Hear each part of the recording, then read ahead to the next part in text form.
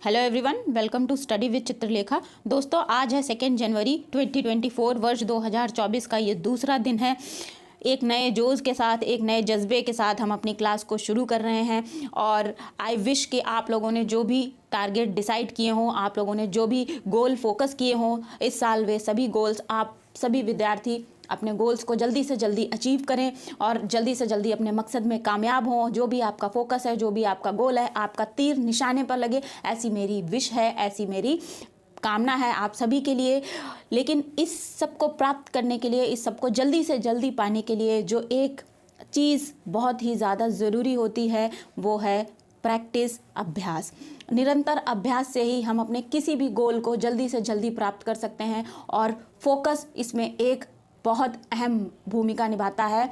तो अपनी क्लास पे फोकस करते हुए और अपने सिलेबस को, अपनी टारगेट को ज़्यादा से ज़्यादा बार प्रैक्टिस करते हुए, अभ्यास करते हुए हम लोग इस बार क्या करेंगे कि अपनी चीज़ों को ज़्यादा से ज़्यादा रिवीजन करेंगे, ज़्यादा से ज़्यादा समय देंगे, जिससे कि हम अपनी चीज़ें याद रख सकें और कोई भी एग्ज़ाम क्वालिफाई कर सकें। ठीक है, जो आपका गोल है, जो आपका लक्ष्य है, वो आपको जल्दी से जल्दी प्राप्त हो, इसके लिए मेरी बेस्ट विशेज़ आपके साथ हैं। तो चलिए शुरू करते हैं हम अपनी क्लास को और देखते हैं हम आज का पहला प्रश्न। जनवरी 2024 में भारत और यूएई के बीच में कौन सा सैन्य अभ्यास हुआ है?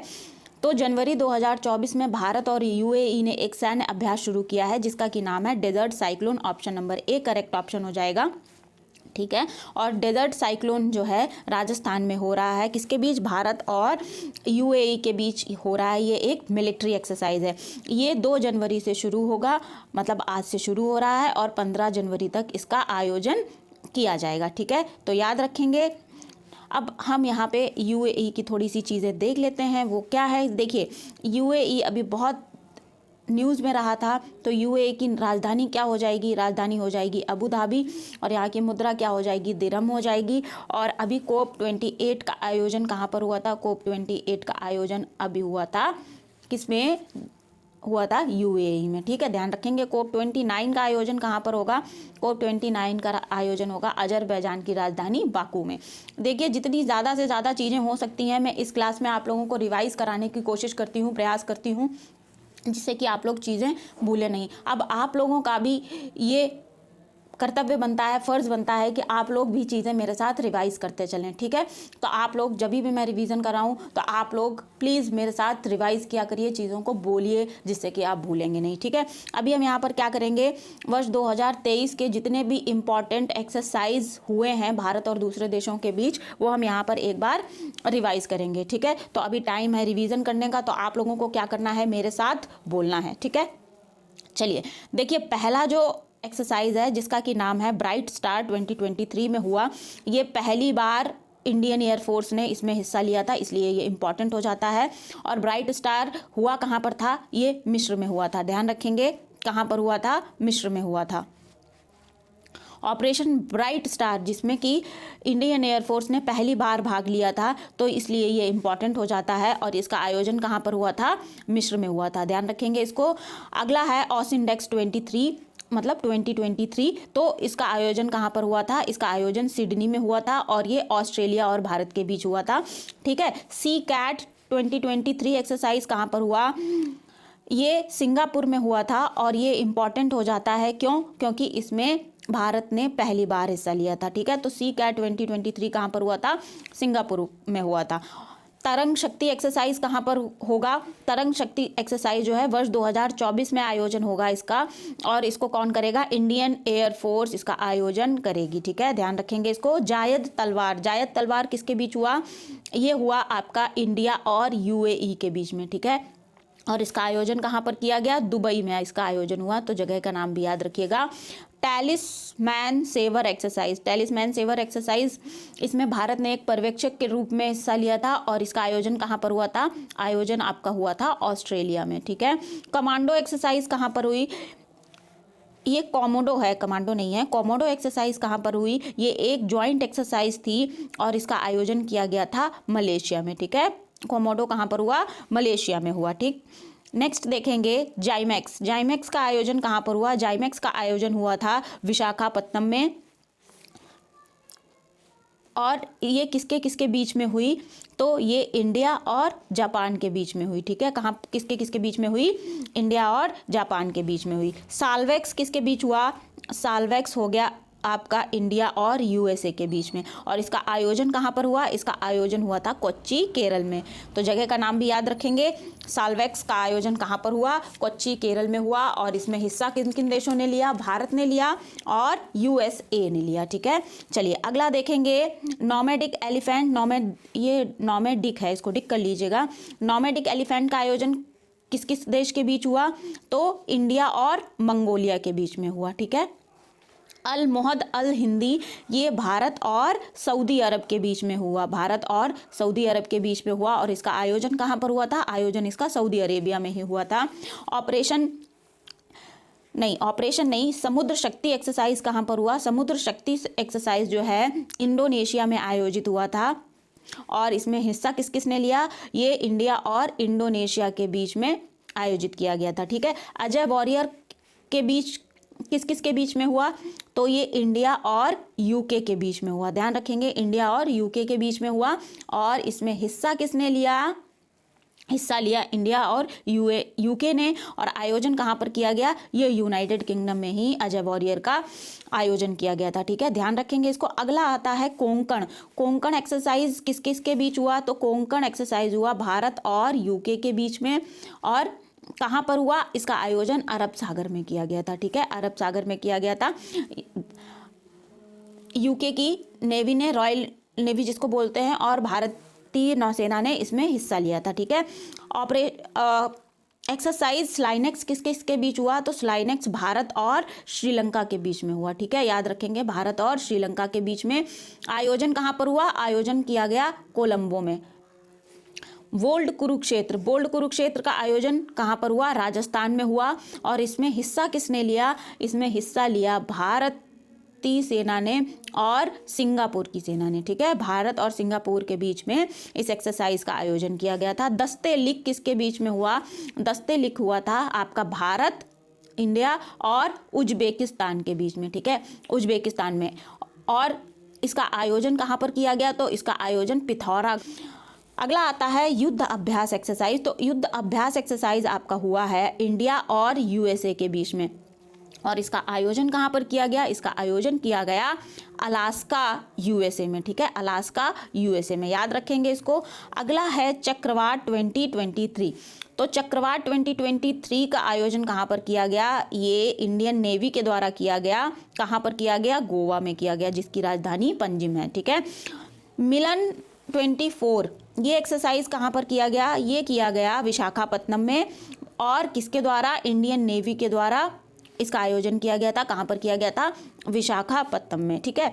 अगला आता है आपका काजिंद एक्सरसाइज किस किस के बीच में हुआ था, तो काजिंद हुआ था इंडिया और कजाकिस्तान के बीच में, ठीक है, इंडिया और कजाकिस्तान, नाम याद रखेंगे। और इसका आयोजन कहाँ पर किया गया था, तो इसका आयोजन ओतार में किया गया था, ओतार कजाकिस्तान में पड़ता है। अस्त्र शक्ति एक्सरसाइज किसके बीच हुआ, अस्त्र शक्ति एक्सरसाइज का आयोजन जिसने किया, इसका आयोजन इंडियन एयरफोर्स के द्वारा किया गया था, ठीक है, इंडियन एयरफोर्स के द्वारा। और आयोजन कहाँ पर हुआ था, तो ये आंध्र प्रदेश एयरफोर्स एकेडमी में हुआ था। कहाँ पर हुआ था, आंध्र प्रदेश एयरफोर्स एकेडमी में, ठीक है। मित्र शक्ति एक्सरसाइज का आयोजन किसके बीच हुआ, तो ये भारत और श्रीलंका के बीच में हुआ। किसके बीच, भारत और श्रीलंका के बीच मित्र शक्ति हुआ। कहाँ पर हुआ, पुणे महाराष्ट्र में हुआ, ठीक है, कहाँ पर हुआ, पुणे महाराष्ट्र में हुआ, याद रखेंगे इसको। सूर्य किरण का आयोजन किसके बीच हुआ, सूर्य किरण भारत और नेपाल के बीच हुआ। और कहाँ पर हुआ, ये हुआ पिथौरागढ़ में, ठीक है, ध्यान रखेंगे, पिथौरागढ़ में। तो ये थे आपके वर्ष 2023 के इम्पॉर्टेंट एक्सरसाइज सैन्य अभ्यास जिनका हमने रिवीजन किया। तो आई होप आप लोगों ने भी मेरे साथ इसका रिवीजन किया होगा। जो भी रिवीजन की चीज़ें आएँ आप लोग उसको रिवाइज करते चलिए। ये मेरा आपको सजेशन है, रिक्वेस्ट है, सब कुछ है, आपका इसमें फ़ायदा ही होना है, ठीक है। चलिए नेक्स्ट क्वेश्चन देखेंगे हम। जनवरी 2024 में FIH 5S हॉकी विश्व कप 2024 कहाँ पर आयोजित होगा, तो FIH 5S हॉकी विश्व कप 2024 का आयोजन जहाँ पर होना है उस जगह का नाम है Oman. Option number C correct option होगा।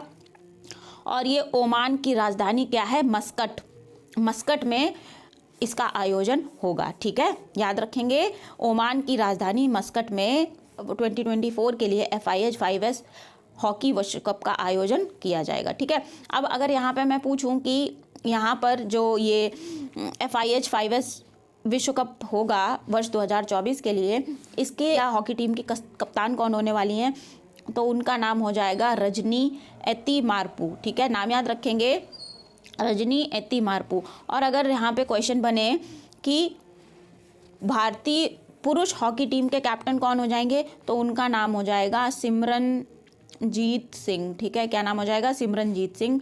और अगर पूछूं मैं कि भारतीय पुरुष हॉकी टीम के कोच कौन है, तो उनका नाम याद रखिएगा, क्रेग फुलटन। ठीक है, क्या नाम है, क्रेग फुलटन।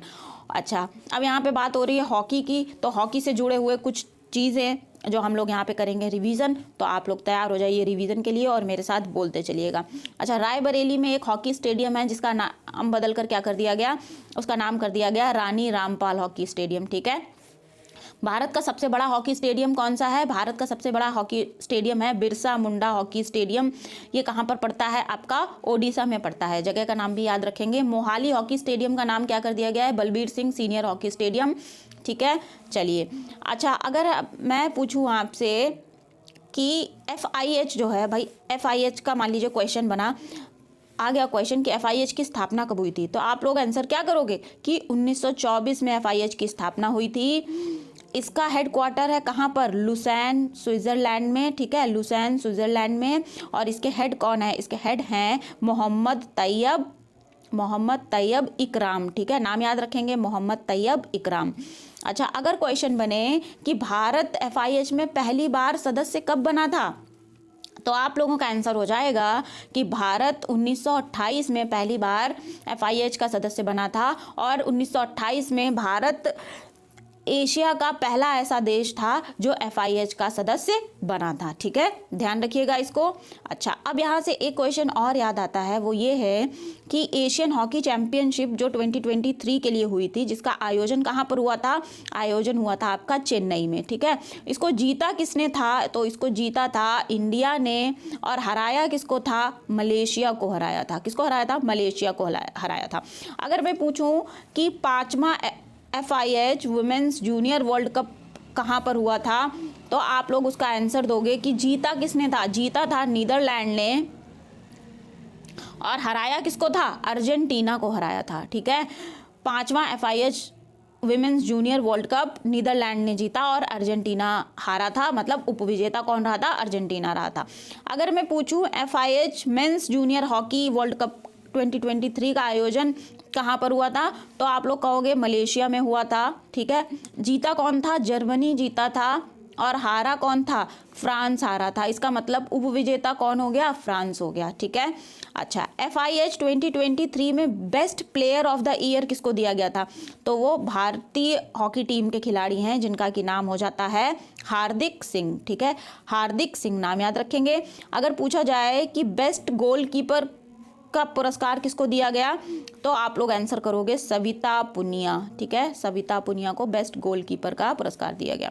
अब मान लीजिए अगर क्वेश्चन बने कि अजलान शाह कप, आगा खां कप, मैं लिखती चलती हूँ, Azlan Shah cup, Agha Khan cup, Nehru cup, major Dhyanchand cup, Rangaswamy cup, Ranjit Singh cup, Beighton cup और इंदिरा कप, ये सारे कप किससे संबंधित हैं, तो आप लोग कहोगे ये हॉकी से संबंधित हैं।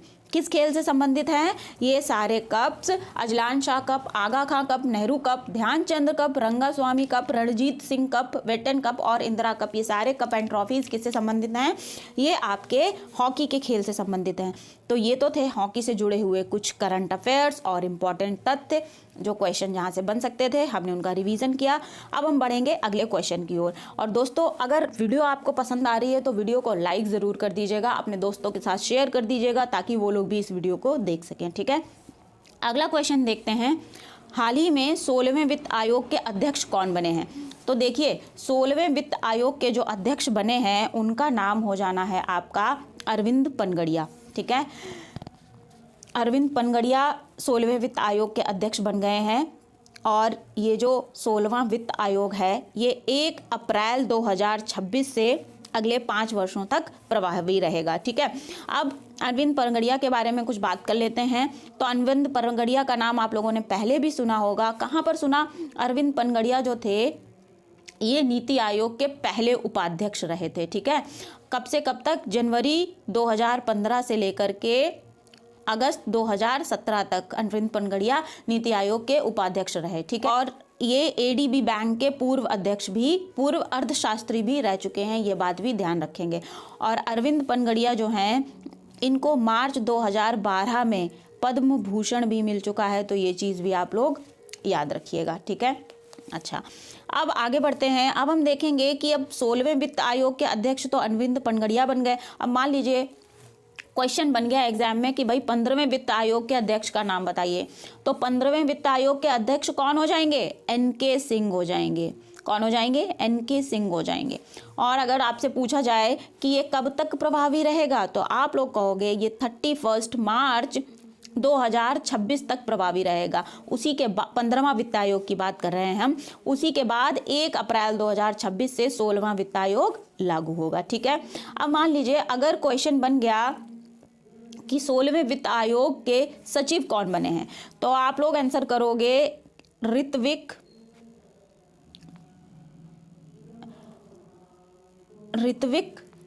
रंजनम पांडे। ठीक है, ऋत्विक रंजनम पांडे जो है 16वें वित्त आयोग के सचिव बने हैं, इनका नाम भी आप लोग ध्यान रखेंगे। अच्छा, अब तो बात हो गई 16वें की, हो गई 15वें की भी हमने कर ली। अब बात करते हैं हम प्रथम वित्त आयोग की। तो प्रथम वित्त आयोग की स्थापना कब हुई थी? 1951 में हुई थी। ठीक है, और इसके अध्यक्ष कौन बने थे? इसके अध्यक्ष बने थे केसी नियोगी। तो प्रथम वित्त आयोग के अध्यक्ष कौन थे? केसी नियोगी थे, नाम ध्यान रखेंगे। और अगर क्वेश्चन बने, मान लीजिए पॉलिटी में क्वेश्चन बन गया करंट अफेयर से हट के, तो अगर मेरा बनाया हुआ पॉलिटी का क्वेश्चन सही हो जाता है आप लोगों को, तो मुझे बड़ी खुशी होने वाली है। मान लीजिए वित्त आयोग से क्वेश्चन बना, आपके सामने क्वेश्चन आया कि वित्त आयोग किस प्रकार का निकाय है। आपके सामने ऑप्शन आया संवैधानिक निकाय, वैधानिक निकाय, दोनों या फिर कोई नहीं, तो आप लोग कहोगे वित्त आयोग संवैधानिक निकाय है। ठीक है, संवैधानिक निकाय है। संवैधानिक निकाय वे निकाय होते हैं जिनका की डिस्क्रिप्शन या जिनको संविधान में मेंशन कर रखा होता है, जिनके लिए वहाँ पे प्रॉपर अनुच्छेद होते हैं, वो सारे संवैधानिक निकाय होते हैं। वैधानिक निकाय वे निकाय होते हैं जिनको किसी कानून या गजट के द्वारा गठित किया जाता है। ठीक है, तो वित्त आयोग एक संवैधानिक निकाय है और अनुच्छेद 280 में 280 में इसका वर्णन है। ठीक है, तो अनुच्छेद भी याद रखेंगे, इसका उल्लेख किस में है? अनुच्छेद 280 में है। अच्छा, अब वित्त आयोग का काम क्या होता है? देखिए, वित्त आयोग का काम होता है जो भी टैक्सेस होते हैं, जो भी कर होते हैं, उनका केंद्र और राज्य के मध्य बंटवारा करना। ठीक है, ये काम किसका होता है? वित्त आयोग का होता है। तो ये तो हो गया वित्त आयोग। अब हम देखेंगे अगला क्वेश्चन। हाल ही में कांगो गणराज्य के राष्ट्रपति कौन बने हैं? तो कांगो गणराज्य के जो राष्ट्रपति बने हैं वे हैं फेलिक्स त्सिसेकेदी। ठीक है, option number D correct option हो जाएगा। फेलिक्स कांगो गणराज्य के दूसरी बार राष्ट्रपति नियुक्त हुए हैं, चुने गए हैं। जो कांगो रिपब्लिक है, डेमोक्रेटिक रिपब्लिक ऑफ कांगो इसका पूरा नाम हो जाता है, और ये अफ्रीका का, जो अफ्रीका कॉन्टिनेंट है, अफ्रीका का दूसरा सबसे बड़ा देश है। ठीक है, क्षेत्रफल के हिसाब से दूसरा सबसे बड़ा देश है। और कांगो रिपब्लिक की कैपिटल क्या हो जाती है? कैपिटल हो जाती है किंशासा। और यहाँ की मुद्रा क्या है? यहाँ की मुद्रा है कांगो फ्रैंक। याद रखेंगे, कांगो फ्रैंक। ठीक है, चलिए, तो कांगो रिपब्लिक के राष्ट्रपति कौन बने हैं? फेलिक्स त्सिसेकेदी बने हैं। ठीक है, ध्यान रखेंगे नाम। अच्छा, अब एक नज़र डालते हैं ऑप्शंस पे। ऑप्शंस को तो हम बिल्कुल ही नहीं छोड़ेंगे, हमें रिवीजन जो करना है। तो रॉबर्ट फिको कौन है? रॉबर्ट फिको जो है स्लोवाकिया के प्रधानमंत्री नियुक्त हुए हैं अभी हाल ही में। मोहम्मद मोइज्जू कौन है? मोहम्मद मोइज्जू जो हैं ये मालदीव के प्रेसिडेंट बने हैं। ठीक है, नाम याद रखेंगे। जेवियर माइली, हमने कल भी पढ़ा था कि अर्जेंटीना के प्रेसिडेंट बने हैं ये। और जब ये जेवियर माइली अर्जेंटीना के प्रेसिडेंट बन गए हैं तो 2024 में ब्रिक्स की जो समिट होने वाली थी, ब्रिक्स समिट में 6 नए देश शामिल होने वाले थे ब्रिक्स में, लेकिन अब अर्जेंटीना ने कहा है कि हम ब्रिक्स में शामिल नहीं होंगे। जेवियर माइली ने कहा है हम ब्रिक्स में शामिल नहीं होंगे। ये पुरानी सरकार का फैसला था, अब नई सरकार का फैसला है कि हम इसमें शामिल नहीं होंगे। तो ये सारे ऑप्शन याद रखेंगे। देखेंगे हम अगला प्रश्न। प्रधानमंत्री उज्ज्वला योजना के 10 करोड़वें लाभार्थी कौन है? देखिए, प्रधानमंत्री उज्ज्वला योजना का जो 10 करोड़वीं लाभार्थी बने हैं, अभी वो बड़ी चर्चा में है क्योंकि मोदी जी का एक वीडियो वायरल हो रहा है। तो 10 करोड़वीं लाभार्थी कौन बनी है? मीरा मांझी बनी है।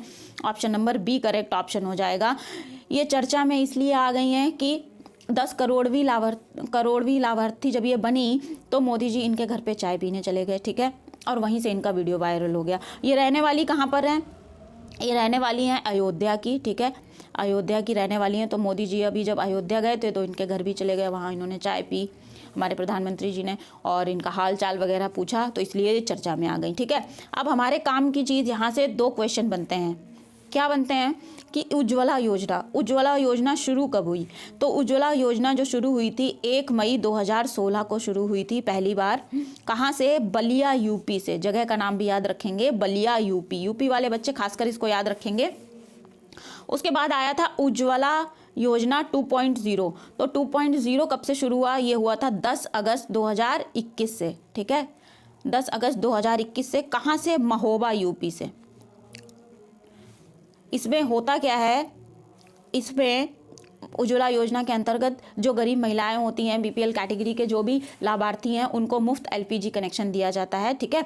और अब तक इस प्रधानमंत्री उज्ज्वला योजना के अंतर्गत 10 करोड़ से ज़्यादा लाभार्थी मुफ्त गैस के कनेक्शन पा चुके हैं। इसको ध्यान रखिएगा, आगे बढ़ेंगे, ठीक है।